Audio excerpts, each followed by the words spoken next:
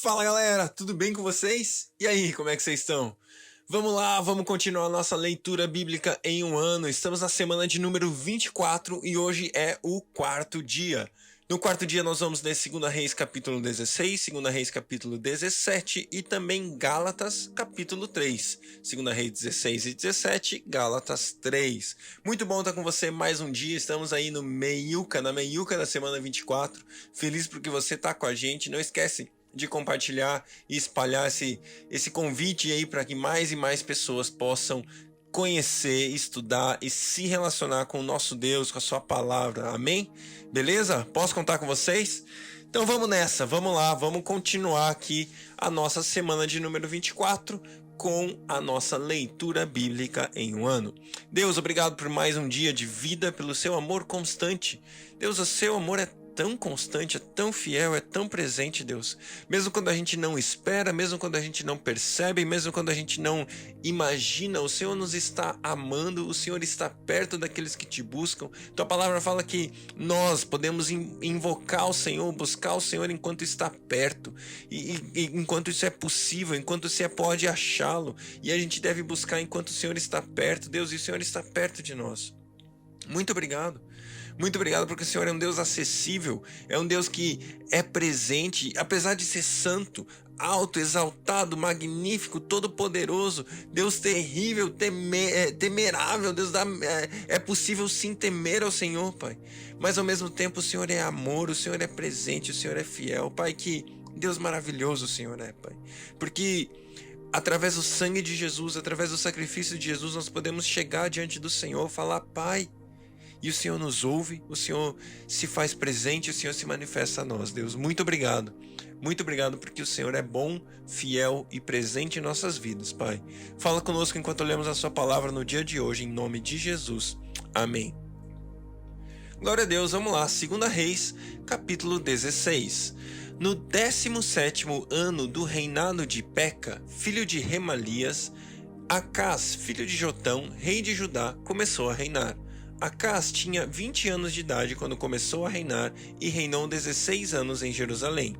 Ao contrário de Davi, seu predecessor, não fez o que o Senhor, o seu Deus, aprova. Andou nos caminhos dos reis de Israel e chegou até a queimar o seu filho em sacrifício, imitando os costumes detestáveis das nações que o Senhor havia expulsado de diante dos israelitas. Também ofereceu sacrifícios e queimou incenso nos altares idólatras, no alto das colinas, debaixo de toda árvore frondosa. Então Rezim, rei da Síria, e Peca, filho de Remalias, rei de Israel, saíram para lutar contra Acás e sitiaram Jerusalém, mas não conseguiram vencê-lo. Naquela ocasião, Rezim recuperou Elate para a Síria, expulsando os homens de Judá. Os edomitas então se mudaram para Elate, onde vivem até hoje. Acás enviou mensageiros para dizer a Tiglat-Pileser, rei da Síria: Sou teu servo e teu vassalo. Vem salvar-me das mãos do rei da Síria e do rei de Israel, que estão me atacando. Acás ajuntou a prata e o ouro encontrados no templo do Senhor e nos depósitos do palácio real e enviou-os como presente ao rei da Assíria. Este atendeu ao pedido, atacou Damasco e a conquistou. Deportou seus habitantes para Quir e matou Rezim. Então o rei Acás foi a Damasco encontrar-se com Tiglat-Pileser, rei da Assíria. Ele viu o altar que havia em Damasco e mandou o sacerdote Urias um modelo do altar com informações detalhadas para sua construção. O sacerdote Urias construiu um altar conforme as instruções que o rei Acás tinha enviado de Damasco e terminou antes do retorno do rei Acás. Quando o rei voltou de Damasco e viu o altar, aproximou-se dele, apresentou ofertas sobre ele, ofereceu seu holocausto e sua oferta de cereal, derramou sua oferta de bebidas e aspergiu sobre o altar o sangue dos seus sacrifícios de comunhão. Ele tirou da frente do templo, da parte entre o altar e o templo do Senhor, o altar de bronze que ficava diante do Senhor, e colocou-o lá do norte do altar. Então o rei Acás deu estas ordens ao sacerdote Urias: no altar grande ofereça o holocausto de manhã e a oferta de cereal à tarde, o holocausto do rei e sua oferta de cereal, e o holocausto é a oferta cereal e a oferta derramada de todo o povo. Espalhe sobre o altar todo o sangue dos holocaustos e dos sacrifícios, mas utilizarei o altar de bronze para buscar orientação. E o sacerdote Urias fez como o rei Acaz tinha ordenado. O rei tirou os painéis laterais e retirou as pias dos estrados móveis. Tirou o tanque de cima dos touros de bronze que o sustentavam e colocou sobre uma base de pedra. Por causa do rei da Síria, tirou a cobertura que se usava no sábado, que fora construída no templo, e suprimiu a entrada real do lado de fora do templo do Senhor. Os demais acontecimentos do reinado de Acaz e suas realizações estão escritos nos registros históricos dos reis de Judá. Acaz descansou com seus antepassados e foi sepultado junto a eles na cidade de Davi. Seu filho Ezequias foi o seu sucessor. 2 Reis 17. No 12º ano do reinado de Acaz, rei de Judá, Oséias, filho de Elá, tornou-se rei de Israel em Samaria, e reinou 9 anos. Ele fez o que o Senhor reprova, mas não como os reis de Israel que o precederam. Salmaneser, rei da Assíria, foi atacar Oséias, que fora seu vassalo, e lhe pagara tributo. Mas o rei da Assíria descobriu que Oséias era um traidor, pois havia mandado emissários a So, rei do Egito, e já não pagava mais tributo como costumava fazer anualmente. Por isso, Salmaneser mandou lançá-lo na prisão.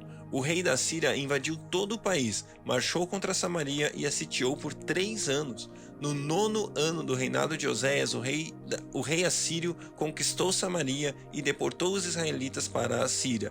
Ele os colocou em Alã, em Gozã, do rio Abor, nas cidades dos Medos.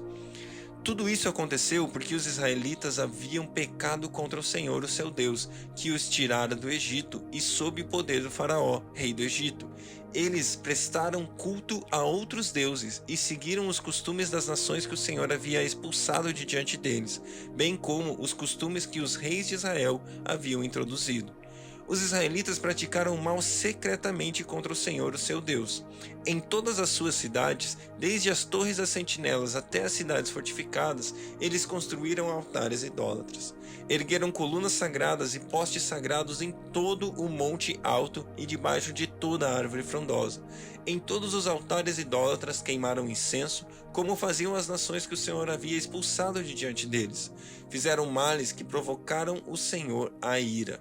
Prestaram culto a ídolos, embora o Senhor houvesse dito: não façam isso.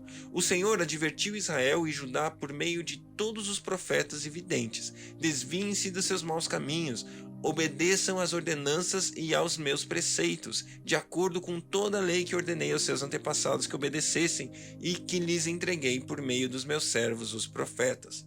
Mas eles não quiseram ouvir e foram obstinados com seus antepassados, como seus antepassados que não confiaram no Senhor, o seu Deus.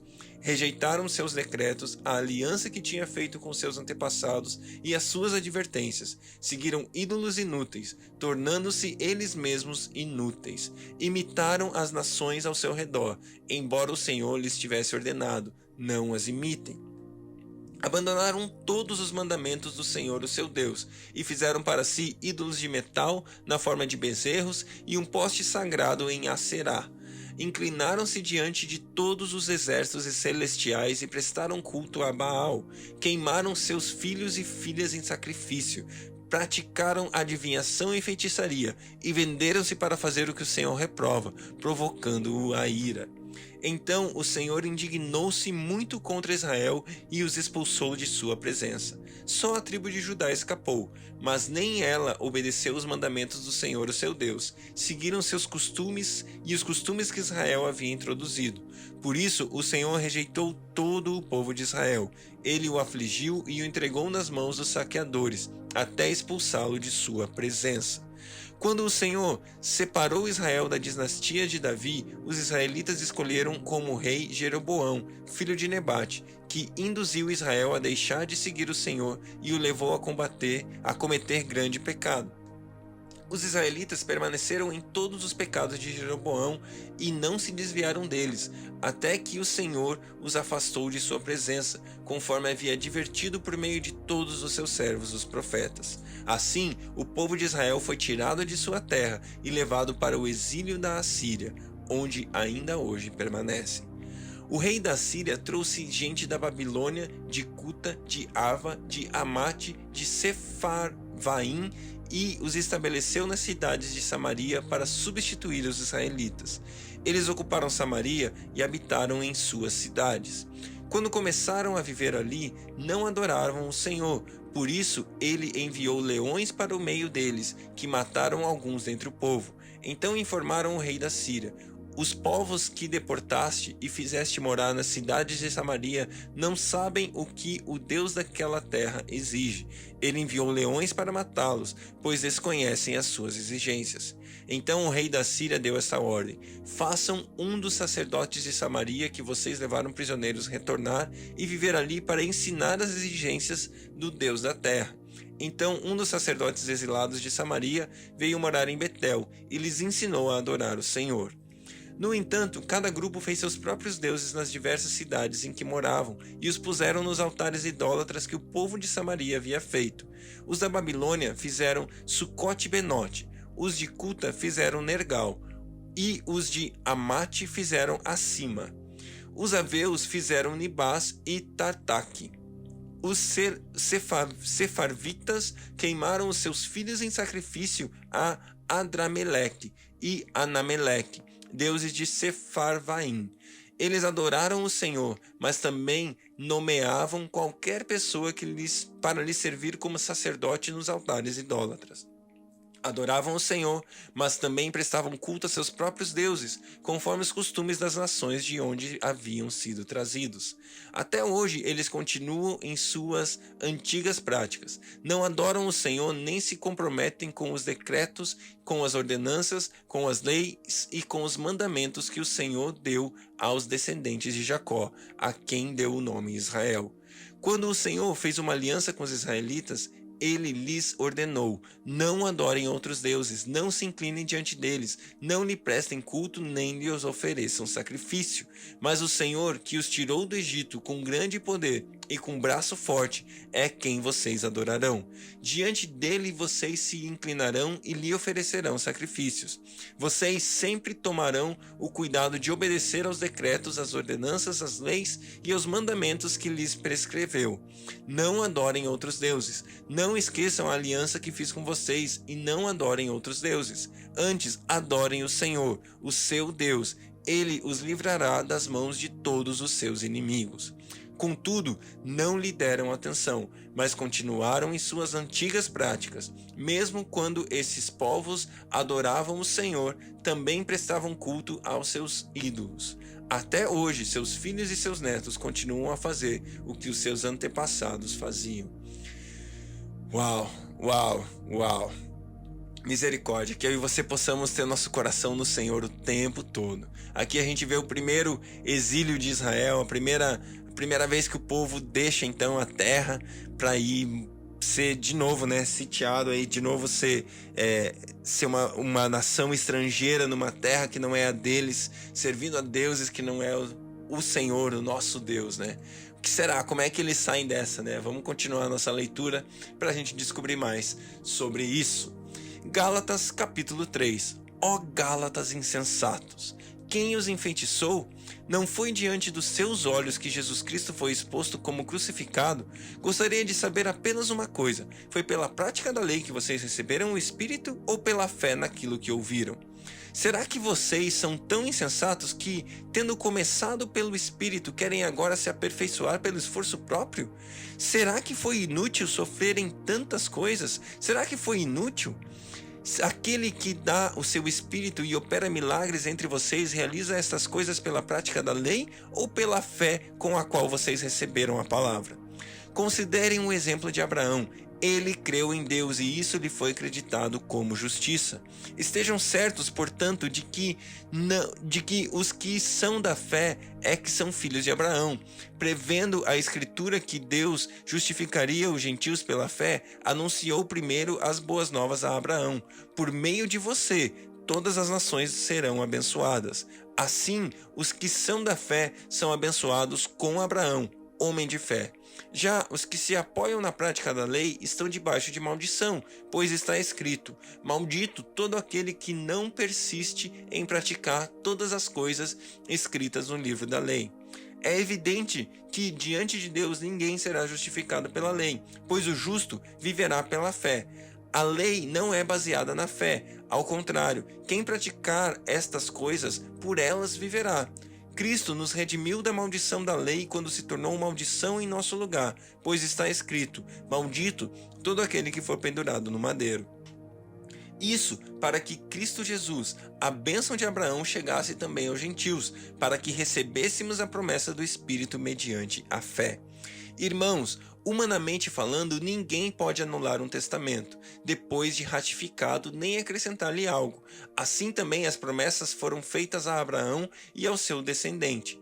A Escritura não diz "e aos seus descendentes", como se falasse de muitos, mas ao seu descendente, dando a entender que se trata de um só, isto é, Cristo. Quer dizer isto, a lei que veio 430 anos depois não anula a aliança previamente estabelecida por Deus, de modo que venha a invalidar a promessa.